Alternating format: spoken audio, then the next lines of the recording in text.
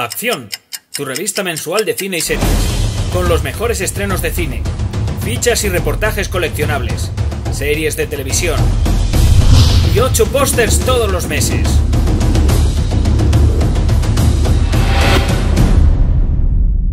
Búscala en tu kiosco. Bueno, pues aquí estoy para hablar de Ralph Rompe Internet.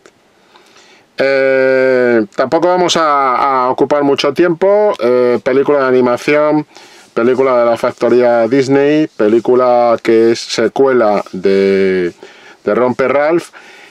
Es, digamos, más completa que la primera, abunda más en algunos temas que yo creo que la acercan un poco más a ser más sólida que la primera entrega. Sobre todo temas que tienen que ver con la sátira, la parodia de lo que es el mundo de Internet, y cómo en este mundo, por ejemplo, es muy curioso cómo trabajan el diseño de personajes. A la hora de hablar de usuarios de Internet, cómo materializan esos usuarios, ¿no? Algo que no era nada fácil, por otra parte, lo hacen de una manera muy inteligente, muy divertida y tal.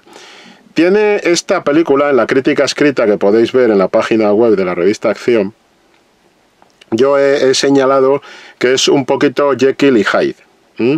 El Dr. Jekyll y Mr. Hyde. Tiene una parte muy buena, que para mí, digamos, lo positivo le gana a la parte, si se quiere, más floja.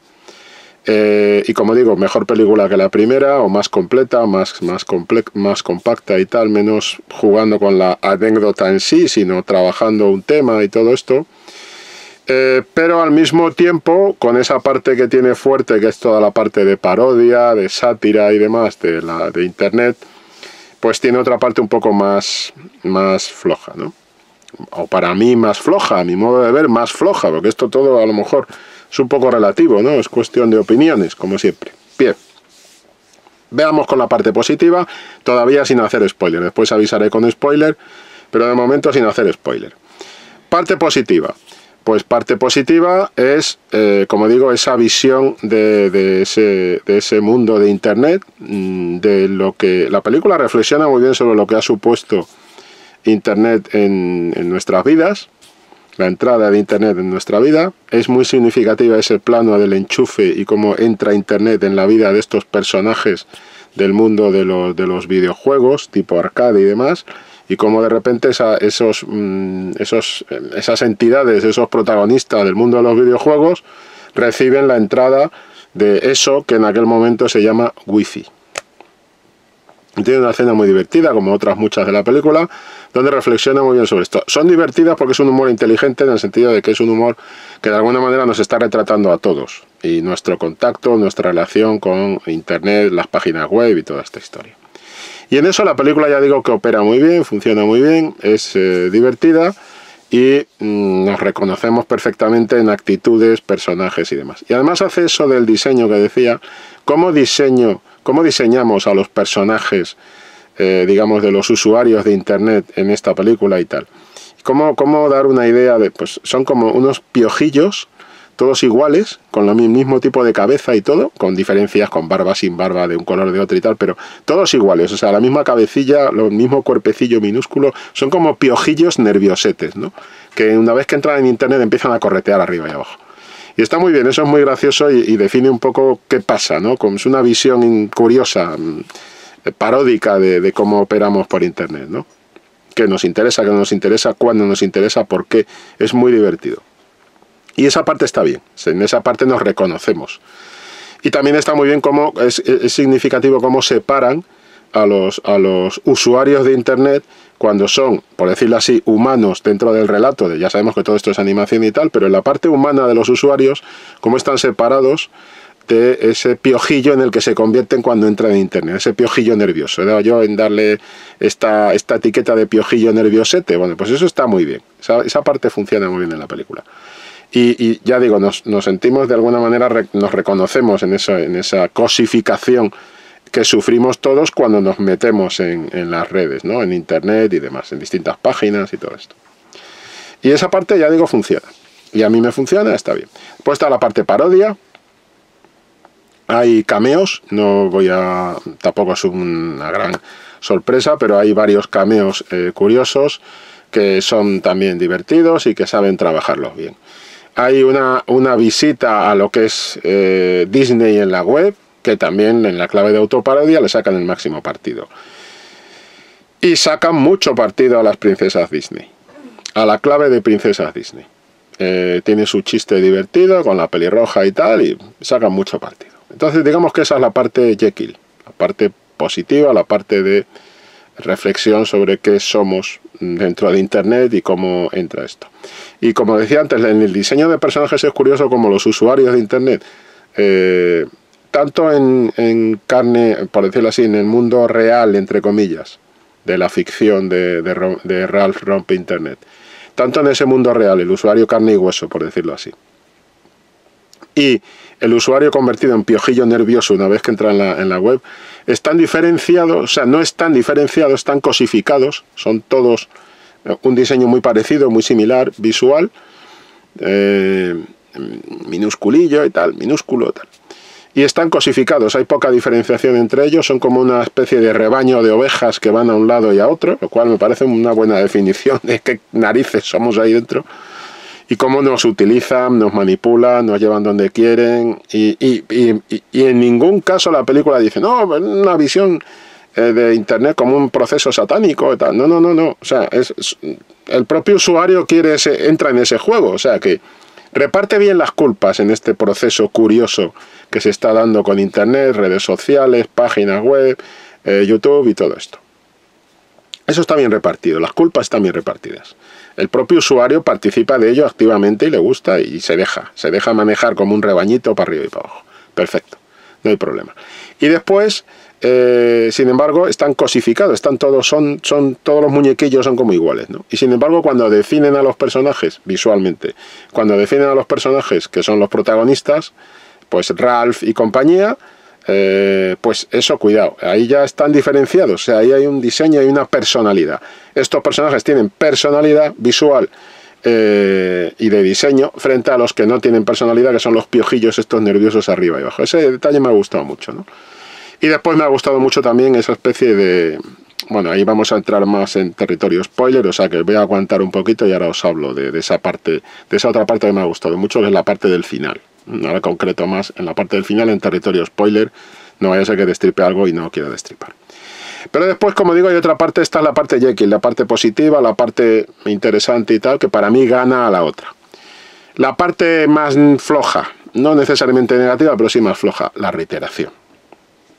La reiteración de una serie de mensajes que son siempre los mismos, que yo personalmente estoy harto de escucharlos, que es el tema este de la superación, la pertenencia, los miedos a la evolución de los hijos que van a cambiar de ambiente, van a crecer, el miedo a los hijos que crecen, el miedo a los amigos que crecen, el miedo a los hijos que se van a otro mundo, el miedo a los amigos que se van a otro mundo y el miedo a la distancia, a la separación, al salir de la zona de confort, esa crítica a esos miedos una vez y otra vez y otra vez, y lo que es madurar, en qué consiste madurar, cómo hay que correr riesgos para madurar, salir de la zona de confort, mensajes del empoderamiento, por ejemplo, dentro de las propias princesas, expresados de una manera, para mí, lo siento, muy obvia.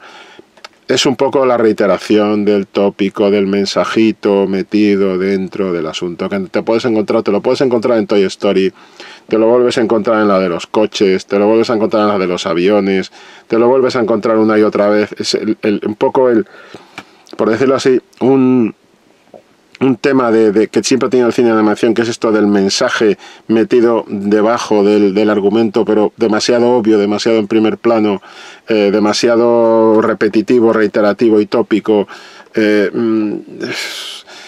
A ver, voy a entrar más en territorio spoiler en esto, ¿no? Pero esa reiteración, esa repetición del mensaje, a mí me parece que es, en cierto modo, un lastre para lo que puede llegar a alcanzar la película, ¿no? Y entonces, en ese sentido, es la parte que para mí me parece más sensible, más floja, menos sólida de la propuesta, ¿no? Como acabamos solucionando el tema de alguna manera, aunque hagamos broma de ello, pero acabamos en la cancioncita que hemos estado criticando antes, que hemos estado parodiando y satirizando antes, ¿no?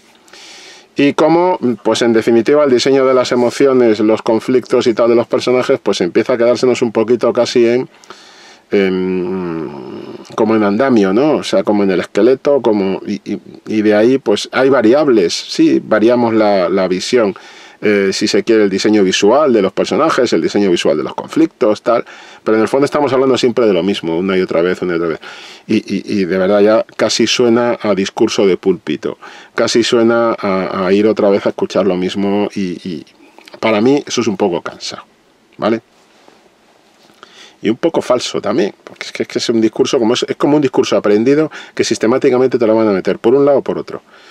Esa es la parte que a mí me parece más high, más sensible, más floja de la propuesta. Pero que es una parte que en realidad afecta a todas las películas de este tipo de producto de animación, de ocio audiovisual en animación para todos los públicos, intentando incorporar un mensaje para los más pequeños y un mensaje para los más, digamos, adultos que están en la sala.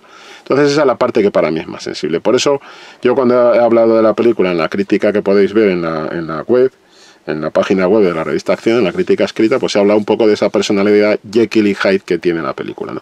Diciendo y aclarando que para mí es mejor que la primera y que efectivamente es una buena producción por toda esa clave de sátira que tiene y cómo la resuelve y todo esto. Aclarado esto, vamos a territorio spoiler. Para no alargarnos tampoco en la crítica, no hace falta irse mucho. Spoiler, spoiler, spoiler, spoiler. Bien. Vamos al territorio spoiler. Territorio spoiler. Empezamos por la fragilidad del asunto. He dicho que también me ha gustado una parte positiva que ahora comentaré del final. Pero vamos a empezar con la fragilidad del asunto. La fragilidad del asunto, por ejemplo, la evidencia, la que podría ser una de las mejores secuencias de la película, para mí sería mi secuencia favorita, si no fuera por cómo acaba el desenlace de la misma. Secuencia de las princesas Disney. Una serie de claves de cómo las princesas Disney de repente cantan, una presentación de las princesas tal cual, que si las princesas cantan, que si las princesas siempre le cantan al agua, mucho cachondeo con eso, mucha parodia con eso.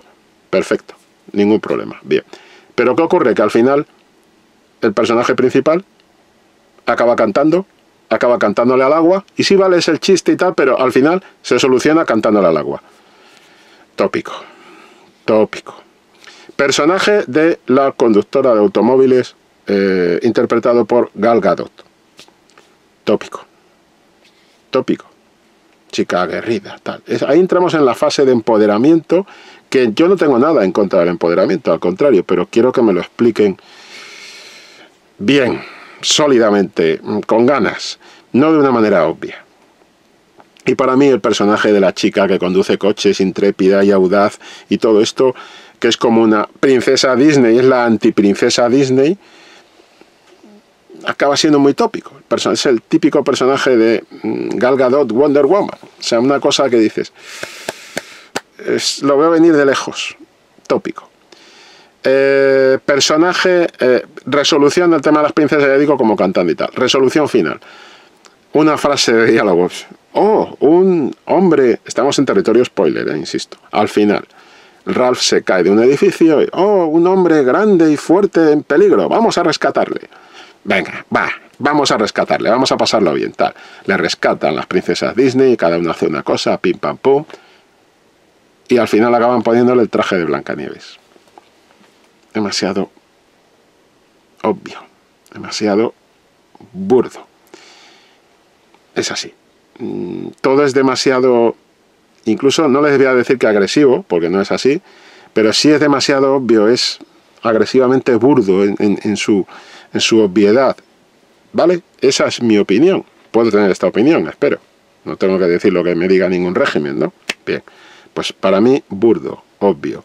Una resolución. Se falta ese giro, esa otra vuelta de tuerca que haga que ese chiste final, que además esos chistes, cuanto más sólidos sean y menos obvios sean, consiguen mucho más que el mensaje llegue. Pues no, el personaje acaba vestido de Blancanieves y tal, que dices, vale, sí está bien, pero ¿por qué? ¿Y para qué? No entiendo el tema. Entiendo la frase de un hombre tan grande y fuerte que necesita ser rescatado. Perfecto, no pasa nada. Perfecto. Pero esto es como meter más el clavo y decir, oye, además le vamos a vestir de Blancanieves. ¿Por qué? Si ya la habéis rescatado, si lo vais a rescatar, haced otro chiste, todavía más. Si además Ralph es un personaje que se presta a hacer mucho chiste y tal, ¿no? Pero bueno, al final pues caemos en el chiste obvio, ¿no? Del travestimiento y tal, que por cierto, con tanta intentona y tanto, todavía no se ha superado el chiste final de Con faldas y a lo loco, de Billy Wilder. Todavía no se ha superado ese chiste final. O sea, entremos en el travestismo y tal, pero todavía no se ha superado esa película. Entonces, no entiendo, no. Todavía no hemos superado a Jack Lemmon con el nadie es perfecto. Todavía no hemos llegado a eso. Entonces, caer en la cosa Blancanieves del final, pues me sorprendió. Y me dije, ahí habéis ido a lo fácil, a lo sencillo, a lo obvio, a lo tópico. No, se me cae. Y es una lástima porque toda la parte de la princesa Disney estaba muy bien. Pero al final acabamos cantándole al agua y al final acabamos con Gal Gadot haciendo de Gal Gadot en su coche, que no se llama Gal Gadot del personaje, pero se podría llamar Gal Gadot y le iríamos más a las claras, ¿no? ¿Por qué no la llaman Wonder Woman ya directamente? Y después vestir al otro de Blancanieves. Pues ¿qué quieren que le diga? Pues muy obvio, pues no. Creo que no está al nivel de otros chistes. Pero este es un ejemplo. Otro ejemplo, por ejemplo, perdón la redundancia, sería cómo se trata el tema de el paso a la madurez. El paso de una fase de infancia a la adolescencia a la madurez. Ese paso pues vuelve a ser un discurso reiterativo de el miedo de los padres a que los hijos crezcan, repite mucho. Después he dicho que hay una parte que es más el miedo a separarte, a la separación, a que los pájaros vuelen solos fuera de la jaula. Es un tema recurrente, es un tema, como he dicho antes, más de púlpito, ¿no? Como ir a escuchar el mismo mensaje de tenéis que evolucionar, abandonando la zona de confort y todo esto. Si el mensaje es interesante, pero hay que hacerlo más interesante, no repitiendo siempre los mismos códigos y las mismas claves y las mismas premisas, porque si no estamos en un tema de repetición, reiteración, lugar común, ¿no? En fin, no sé, pienso que esa parte es la parte menos, que te la puedes encontrar en todos lados, en este tipo de producción, de ocio audiovisual. Y después, por ejemplo, he dicho que me ha gustado mucho la resolución visual de la parte de abuso que hay en la batalla final, con una especie de componente King Kong, pero un King Kong muy siniestro, muy perturbador, en el sentido de que es un King Kong formado por mini cuerpos de Ralph, que conforman un gran cuerpo de Ralph, pues en una situación de abuso, de obligación forzada del personaje femenino, ¿no? De decir, bueno, es que esto tienes que hacerlo así porque es lo que yo quiero, etcétera. Y esa parte me parece, ¿veis? Ahí hay una buena resolución. Ahí hay un tema interesante y además hay una buena resolución de ese tema interesante. Es muy perturbador, es una cosa como casi de danza macabra, como si estuviéramos en un género de horror y hubiéramos llegado al momento del trance, y en ese momento de trance, en esa fase de trance de la historia de horror, se empezará a revelar ya lo que es la danza macabra, ¿no? O sea, el estallido final de pasar de lo que es la fase de espesamiento de las notas, de cómo se va complicando todo, a estallar en una especie de, entre muchas comillas, orgía.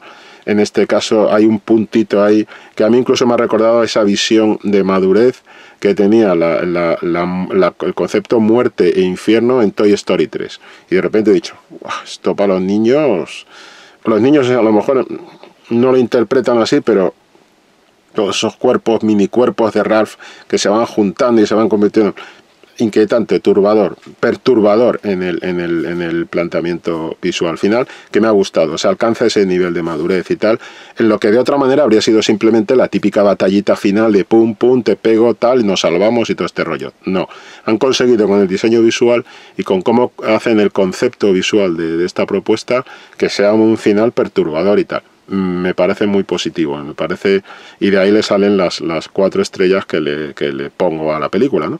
Pero tiene esa otra parte de talón de Aquiles más de alguna manera es como decir aquí, lo que quiero decir aquí es, si el mensaje está bien, pero vamos a pulirlo un poco mejor, como al nivel de esa situación de abuso final, con la presentación de este gigante de cuerpos, tal.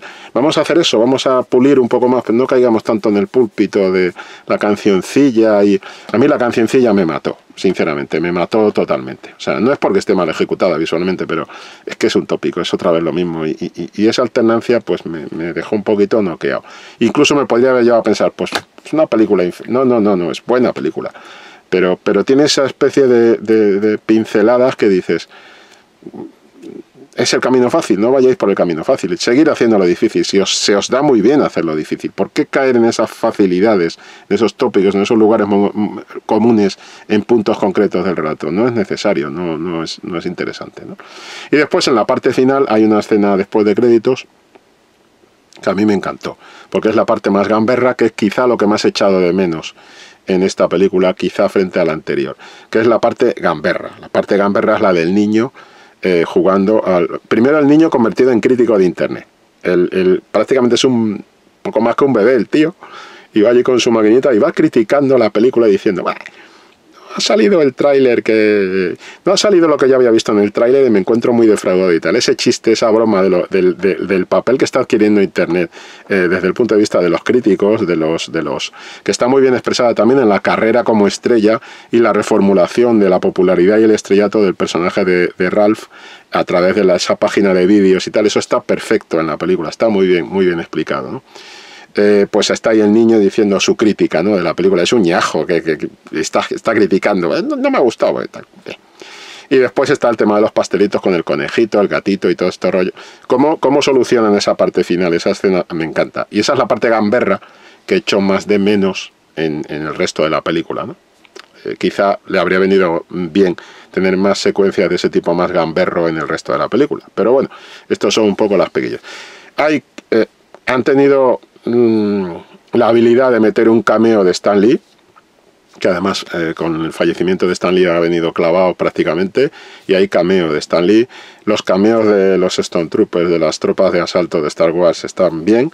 Lo que es la visión de Disney está bien, Disney parodiando a Disney está bien. Y ya está, y eso es un poco así en general lo que podemos hablar de la película. No hablo más, que después dicen que me extiendo y llevan razón. No hace falta decir más de la peli, id a verla, buena peli, con estas fragilidades que yo he destacado en mi opinión, ¿de acuerdo? Pero lo mejor es que opinéis vosotros y decidáis vosotros. Hasta luego.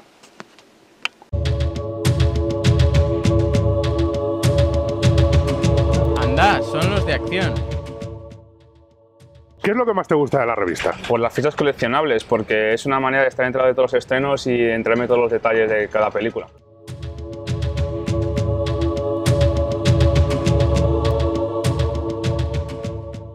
A mí la parte de la revista que más me gusta es la parte de los pósters, porque los puedo colocar en las paredes de mi habitación e ir completándola todos los meses.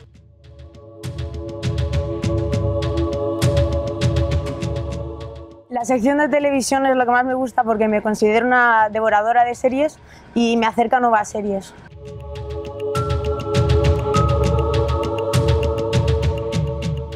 Pues lo que más me gusta de la revista es la actualidad de televisión y su información sobre series y películas.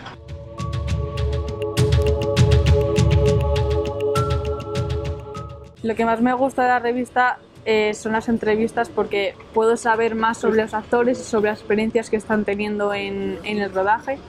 Y los reportajes, porque como voy mucho al cine puedo saber qué hay detrás de la gran pantalla.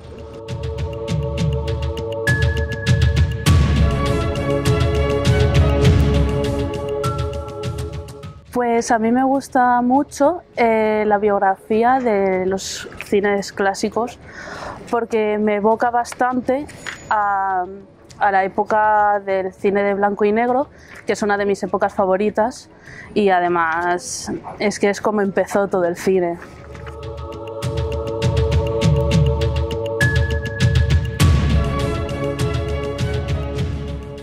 Revista Acción nos propone proyección de película y debate en el Cine Capitol, un debate con nosotros, de títulos clásicos que deben verse como debe ser, en el cine y en pantalla grande. El cine hay que verlo en el cine. Y aquí abajo vais a tener los enlaces para toda la información.